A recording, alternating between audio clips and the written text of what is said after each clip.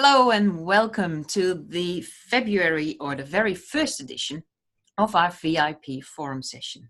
And although it is the 1st of March today, this is our February meeting. Basically, I want to set the scene. Like as part of your gold subscription or your gold level subscription, every month we get together and you have the opportunity to ask questions. You ask questions about the toolkits, about the specific toolkits that are featured in this month. Maybe it's a question about how to use the toolkits. Maybe you have questions about the subject matter in itself. Doesn't really matter what your questions are. So during the month, please send me your questions. Let me know what you would like to talk about or what you'd like me to talk about, because I can do some additional research for you. Just think of this as a 30-minute to an hour consultancy session or a coaching session. And that's what this is all about. Today, however, because this is the first one, I haven't received any questions. So what I thought would be of value is to talk you through the self-assessment toolkits and to let you know why we've started doing the toolkits, but also specifically what is in the toolkits and how you can use it in your day-to-day life, in your career, with your customers or with your team. So let's go into the first couple of slides that I've got for you, which is on this PDF. So today's the 1st of March, as I've already told, and as part of your gold level subscription, you get your 15 toolkits every month. So that is a given. So every month you get your email with your 15 toolkits. But in addition to that, you also have access to the artofservice.org, which is our learning platform, our learning management system. And I have created a course for you, which basically contains all your resources. So if you've lost the email for the month, the email with or the link to your toolkits is in there. You also have access to the high demand vault, which is basically the list of 30 toolkits that were our bestsellers in 2018, the list of toolkits that were in high demand. So that's the link to, the top one is the link to the high demand vault. But as I said, in your section in the artofservice.org is that link for you.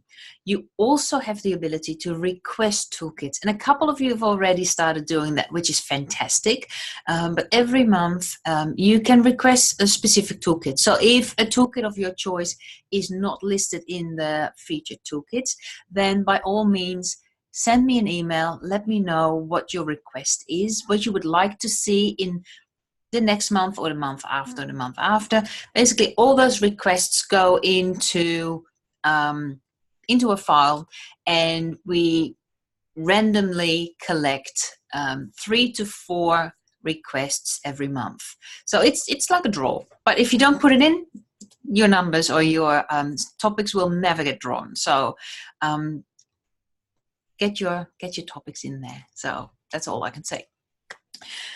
So why did we start doing these toolkits, these self-assessments? And we love the fact that you've signed up for the toolkit subscription, and we love the fact that you use these toolkits in your day-to-day professional life.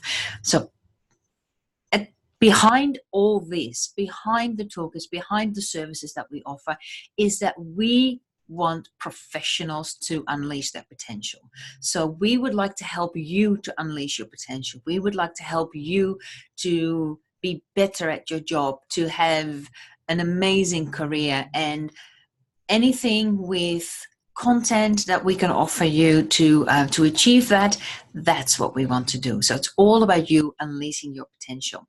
So the toolkits, they basically came about last year when we had an epiphany. Like, well, it's a bit of a big word, but in our 25 years of experience with consultancy, so both Gerard Blockdijk and myself have been consultants for years and years and years. And we, Art of Service has employed quite a few consultants over the year. So in those 25 years, we have identified, or we think we've identified, the difference between a good consultant and an amazing consultant.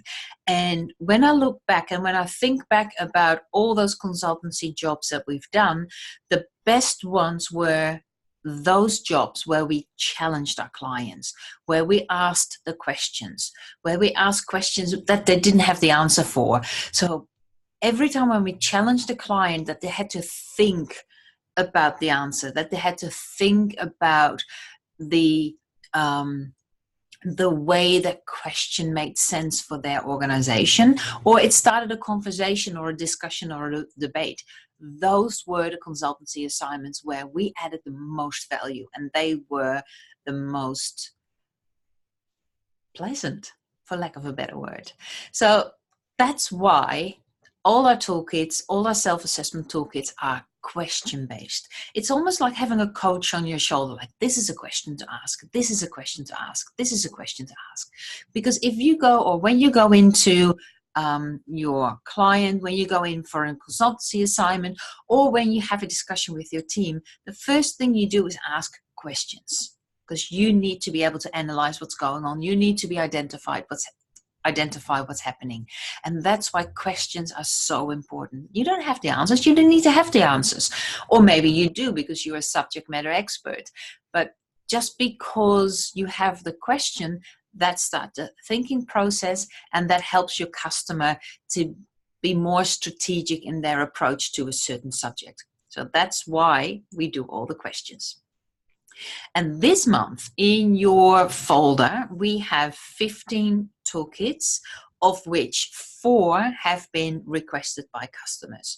So the 4 that have been requested are business process reengineering, cloud control, mobile security, and risk analytics. So all the other ones are toolkits that we feature because they sell really well in the store. We feature them because we get a lot of questions about them. We feature them because we see a lot of articles about that particular subject. There's a lot of reasons why we feature certain toolkits and why we don't feature certain toolkits. But all these topics are hot topics in the industry. All these topics are topics that people talk about, that they need information about, that they need to be asked questions about. So that's why we've decided to put these 15 in your folder for March 2019. And one of them I would like to specifically have a quick chat about, and that is robotic process automation.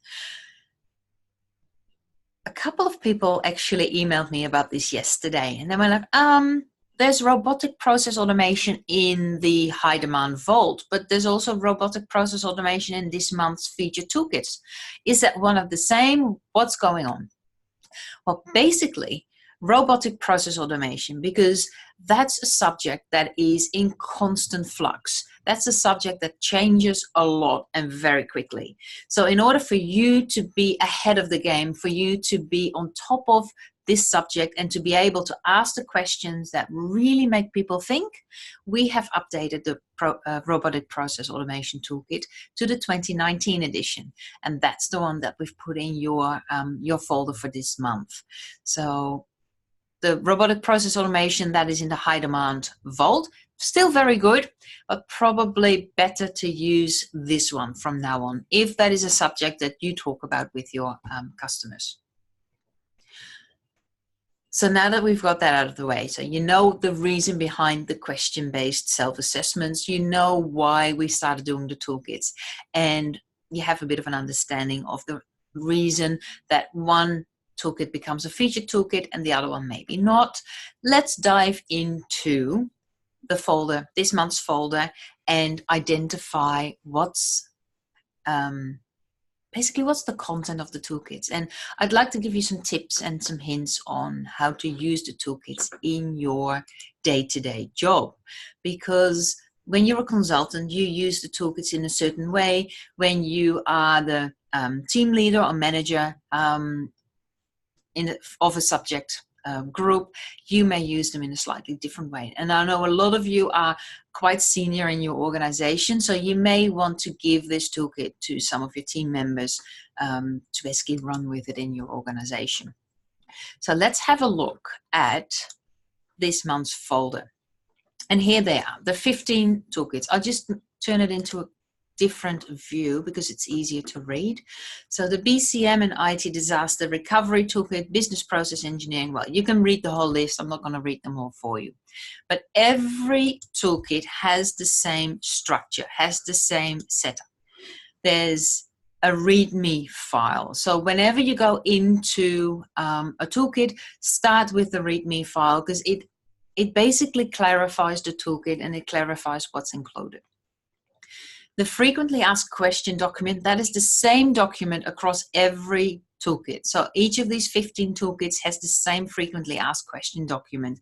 It's about 30 odd pages long, and we've basically collated most of the questions that we're getting from customers on how to use the toolkits and what the benefit is of the toolkits, what the value is. So if you need some quick overviews, then the frequently asked question document is definitely one to start off with. Then there's a step 1, step 2, and step 3, plus a checklist. Step 1, getting your bearings, is an introduction to this subject. So if you would like to do a quick survey with your customer, a quick self-assessment with your customers, then this is maybe a good one to start off with. So you're not overwhelming them with up to 1,000 questions. So this has, I think, about 50 questions for each topic, and it's a quicker way to go through the self-assessment. It doesn't have the full in-depth level of questions that are in the complete toolkit, but it gives you an idea of how it works. And then the Excel spreadsheet in here, especially if you've never used the toolkits before, it's a good idea to have a look at this one because it shows you exactly how it will work. So it has the tabs, well, I have tabs in the bottom. If you're in Excel, it may have tabs on the top. So it has the introduction on how to use the questionnaire. Then there's the questions themselves. And as you can see, because this is a sample, it's already filled in. So all the questions have answers so that we can create the questionnaire results, the radar chart with process averages, and a summary of the responses, a participant view, a RACI matrix, and a what's next. So that's really your sample to go through to get a bit of an idea of how to use the self-assessment. But the main self-assessment is in step 2, which is setting concrete goals and tasks that you can track. So the full PDF of the book is in here. You can download that, you can print that. That's totally up to you what you want to do with that. And then again, there's the Excel spreadsheet, but this time it hasn't been filled out. And it has, this one in particular has about 1,000 questions, 1,000 questions. 1,000 questions can be really overwhelming. So when you do this self-assessment with your customers, it's probably good not to use the full self-assessment. It's probably good not to have them fill in 1,000 questions. But for you, because you are the subject matter expert, so for you to cherry pick what are the important questions that you want your customers to understand. What are the questions you want them to think about? What are the questions you want the answer to? And remember, the question you're asking them is here on the top. In my belief, the answer to the following question is clearly defined. So a participant can say, in my belief, the answer to the following question is clearly defined. For example, are employees recognized or rewarded for performance that demonstrate the highest levels of integrity? Do we have a clear definition of what that means to our organization? And maybe the answer is no, we don't do that. We've talked about it. We've identified that that is something that other people do, and we've decided in our organization we don't do that. That would be a 5, because in our organization, the answer to that question is clearly defined. It's actually no, we don't do that. So It's not a yes and no kind of survey. It's, in my belief, the answer to the following question is clearly defined. If people don't know the answer to the question, that's a strongly disagree. So that's a 1. If people don't know if it's officially defined, if people just do things, it could be a 1 or a 2. Or if certain areas in the organization do it, but others don't, that could be a 3, because that could be a neutral. So that's really important. When you start talking about these questions with your customers, it's not a yes or no question.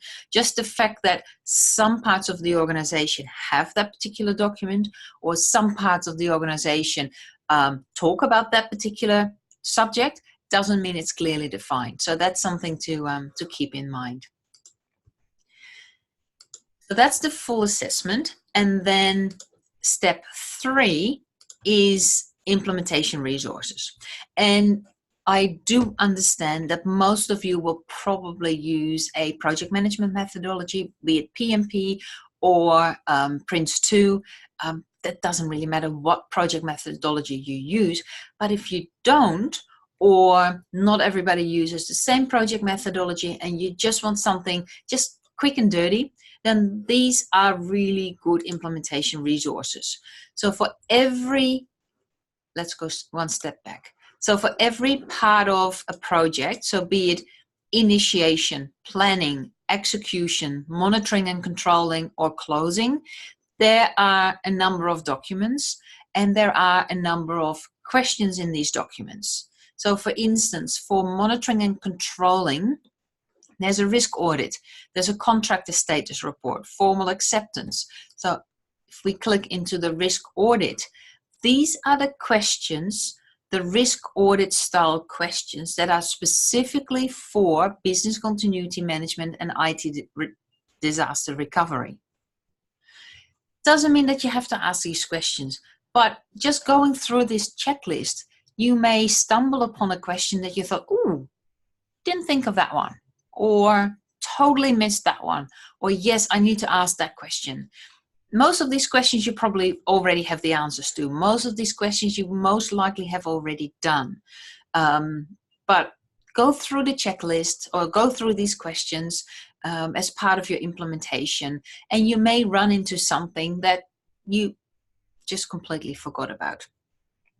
And then again, if you don't have project management documents and templates, then here are some examples of some templates, really simple, easy to use templates that you can use for your customers. It doesn't have to be fancy, and sometimes the simple ones are actually the better ones to use. So with that, you now know that there are a number of different questions in the toolkit. So there are self-assessment questions. So let's go back to this. So the self-assessment questions are here in step 2. Then there's the implementation checklist, the implementation questions, but there are also checklists. And for each and every one of the toolkits, we have created checklists based on the main topics within that particular toolkit. So in this instance, for disaster recovery and business continuity management, you need to have some questions around business, disaster, management, organization, planning, recovery, and risk. So how are these checklists created? So back to the slides, because in the slides, let's go here.